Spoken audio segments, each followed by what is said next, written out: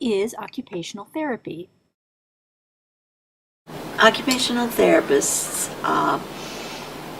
in training learn about how individuals behave, how people behave from birth to old age, what they do, what they need to do, what the sequences of development are, also how they move, and what activities are most meaningful at different stages. Sometimes people, when they hear the term occupational therapy, think that it's related to jobs. And it's, in a very broad sense, it is related to individuals' jobs. A child's job is to learn. And to learn to eat, to learn to play, to learn to communicate. And we look at the child from where he should be developmentally and help provide the parents, teachers, anyone else working with the child, a recommendation for what would be most appropriate for the child to learn next, and then how to help them learn it. So it is a child's job to learn. It's a student's job to learn academic-related skills. Adults have different jobs too. So as occupational therapists, we analyze where an individual is and what this person may or may not need help with. Are there any misconceptions about your discipline you would like to address in order to clarify your roles and responsibilities?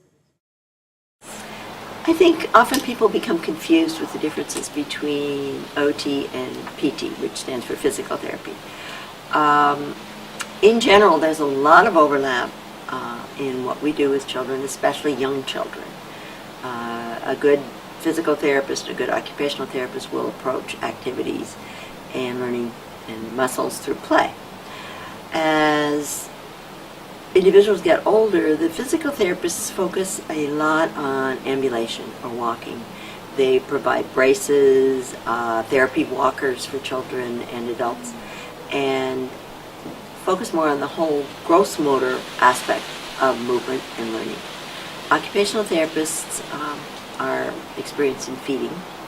Occupational therapists also work with hand use, fine motor skills, helping children learn how to hold a pencil, for example, or developing the strength to use a brailler if they're using braille, using their hands to make discriminations between different textures so that they don't become so tactily sensitive or defensive that they're afraid to touch things, and then that avenue of learning is closed.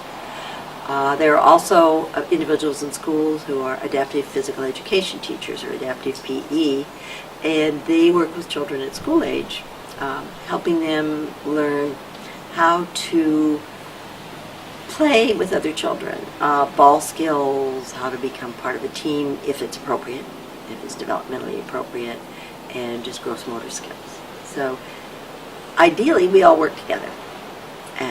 But we, from our perspective, disciplinary training and expertise, we do approach children in slightly different ways. OTs, I think, work more with the whole child, every aspect of learning, perhaps than some of the other disciplines do. What can occupational therapists do for students who are deafblind? Students who are deafblind present particular challenges. As children, they do not have the same preparatory experiences that children who are typically developing do, because they don't experience the world in the same way. And often they don't explore things in the way that other children do. When a baby is born, a baby learns to first use his vision to look at and interact with another person and communicate. If a child is blind, the child doesn't have that particular option for learning. They learn through touch, and they also learn through hearing. And as they grow, they develop the ability to experience the world through all their senses. Children who are blind or deafblind don't have the same opportunities. They cannot often see or hear things that a typically developing child does. And so they're missing sensory experiences.